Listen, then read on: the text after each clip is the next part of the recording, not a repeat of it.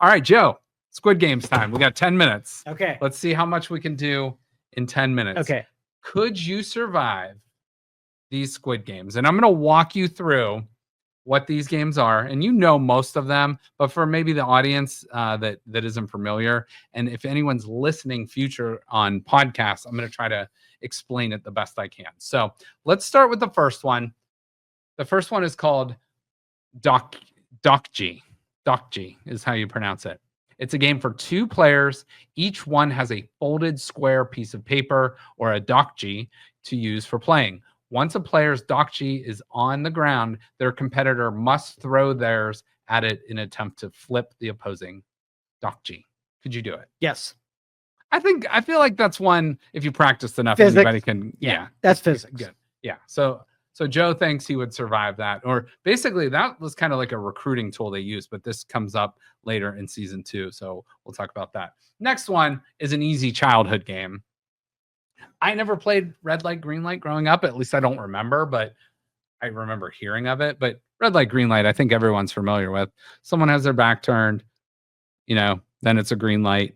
When they turn around, red light, boom. If you're moving, you're out. So, or in this game, you're eliminated by being shot. So, and you are out of the game. So you could survive that one, right? 100%. Yeah. It's not a race. Like, it feels like you're Yeah. racing against other competitors. Yes. But you have to focus on just not moving when Yes. it's a red light. That's all. And in that game, I believe they give you 5 minutes Yes. to make it through. Plenty of time to worry about self-control. Here's the one I think that would be hard for a lot of people, no matter how smart you are, no matter how athletic you are. This one takes patience and it takes dexterity.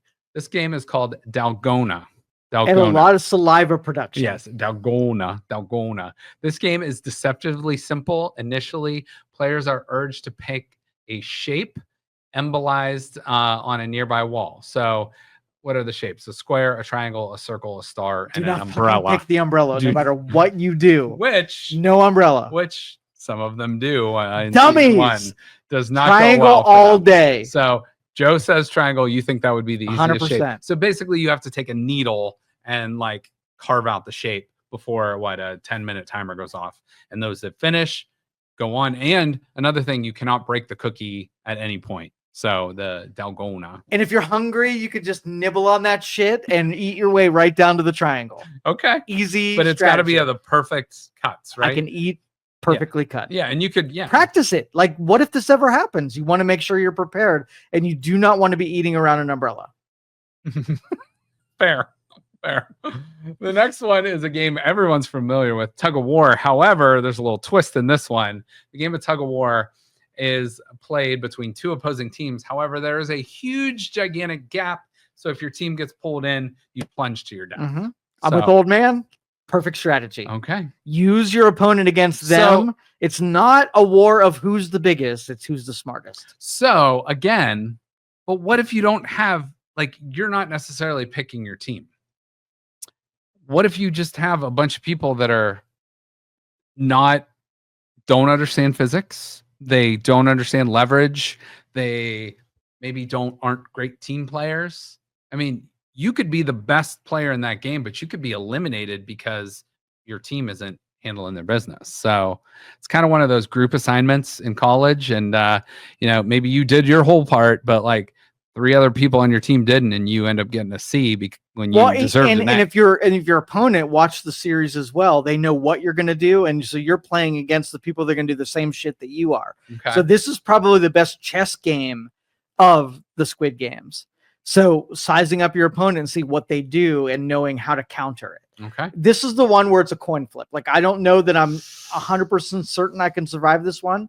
But I hope that I get paired with a bunch of people who aren't freaking morons. What if you just agreed with the other team, you don't pull on your rope, we don't pull on our rope. Let the time expire and then we all die. That would be not a great time. I didn't even think about that. I think they all die. Is there a time? Yeah, somebody's got to die. Okay. Yeah. And it does say there's a guillotine overhead, which slides down to sever the rope. So not ideal. Yeah. Not ideal. So try not to get into that tug of war. Marbles. Now, I don't know. I kind of played marbles as a kid, but not this version of marbles. But it says at the start of the 5th game, the remaining players are told to find one other person to partner with. Eventually, we learn that the members of each team compete against each other in marbles. Each player has 10 marbles. The winner is whoever manages to take their opponent's 10 marbles in 30 minutes. I played marbles as a kid, and really, you can have some skill, but man, it's such chance. I don't really understand. Like, so what is the game? Like, So I don't remember playing. You scatter your opponent's marbles. You use a big marble to push the other marbles out of the ring. Okay. All right. And so, like, you can have good aim and you can, like, squeeze the marble and get it to shoot straight and whatever, but there's a lot of chance involved. Okay.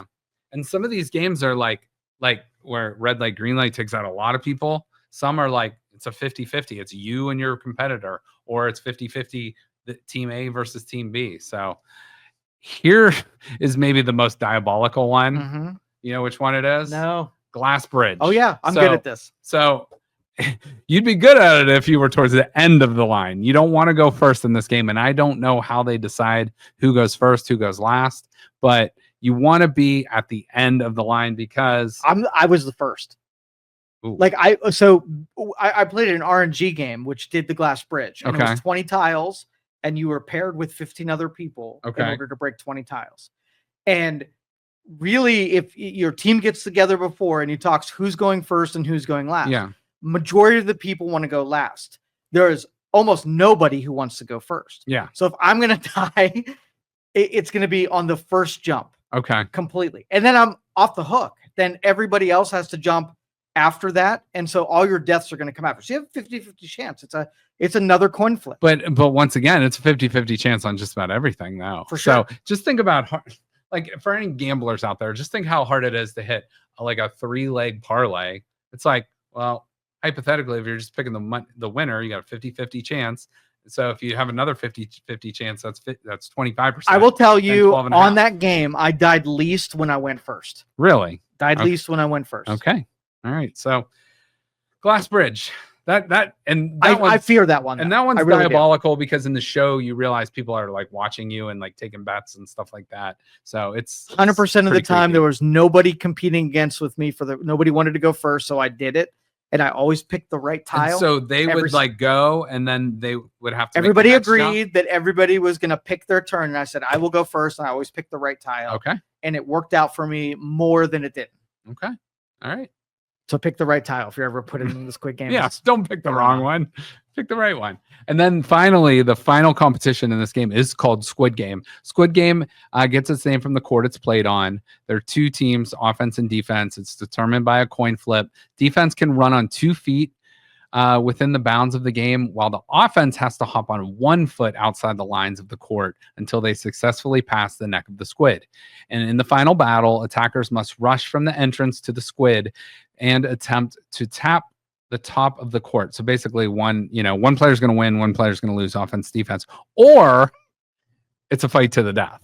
So, which we find out, in the Squid Game first one. So that one is a game where if, again, you haven't played as a kid, you might not know the rules, but these two finally in this game, they knew the rules. What's your thoughts on that one? I'm not there yet. Yeah. So it's okay. Well, you're going to find out about that one. Okay. So thanks for ruining everything for me, though. All right. So, let's go on now to rock, paper, scissors. Okay. But they add a little trick to it. Rock, paper, scissors -1. So you can do rock, paper, scissors with both hands and then take one hand away. So that brings a little extra challenge into that. Now, it sounds easy, right? Rock, paper, scissors. Again, it's like what? You got a 33% chance of tying, 33% chance of winning, 33% chance of losing. But then you take one away, which, makes the whole equation different. So I don't know. I would spreadsheet it first and find out like what gives you don't have time. No, I'm going to, in my head, you're okay. And I'm probably like, this is just a guess, but I'm going double rock. Okay. And I think double rock beats most things. Okay. Right? Because nobody picks paper because it's the pussy choice, right? Everybody goes rock or scissors. So you're gonna decimate because it's more of a psychological exchange. Like who picks paper? Right. Paper. And paper. Weapon. Yeah. Rock. Right. Everybody's picking paper or rock. Paper. So here's just a random question. Yeah. I used to say paper, scissors, rocks growing up. A lot of people say rock, paper, scissors. Which one is it, or doesn't rock, matter? paper, scissors. Rock, paper, scissors. Yeah. Okay. All right. We'll go with that.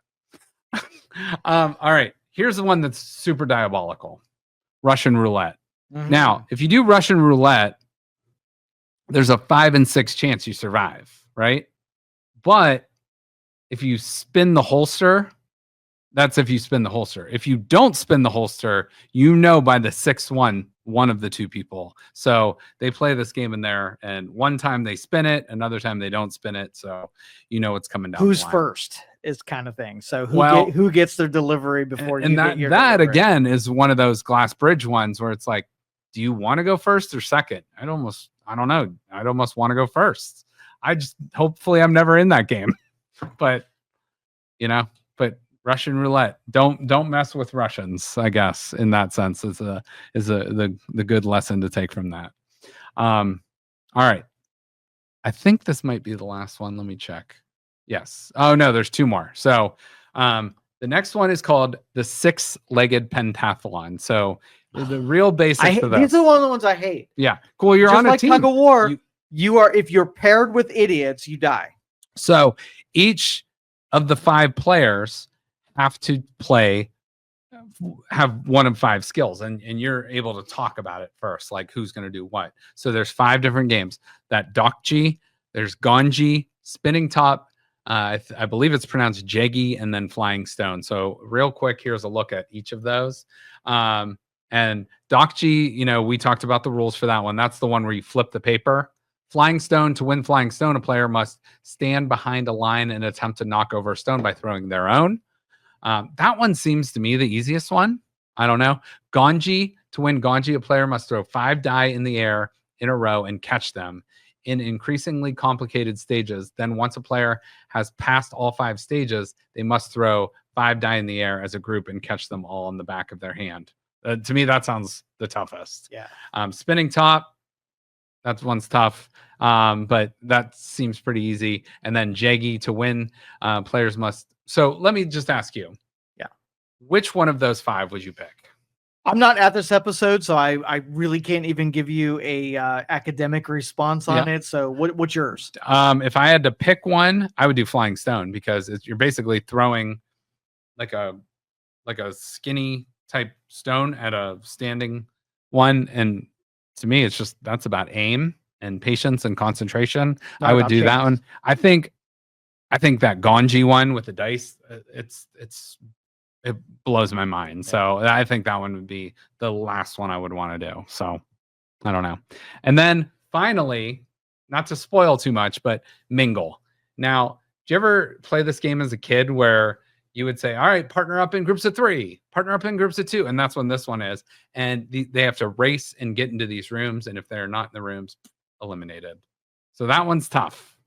That one's tough because you might get grouped into groups of 1. It might be by yourself. It might be groups of 2, 3, 4, 5, whatever. And, you are eliminated. Yeah, you think if you create allyships and what you're going to do ahead of time, that'll work, but it does not at all. No. So hypothetically, do you think you could do most of those? Yes. Okay. Yeah, the ones that were out of my control, the one that were the group settings would be the hardest, but I think if you had time to plan through it, you might get lucky. Okay. All right.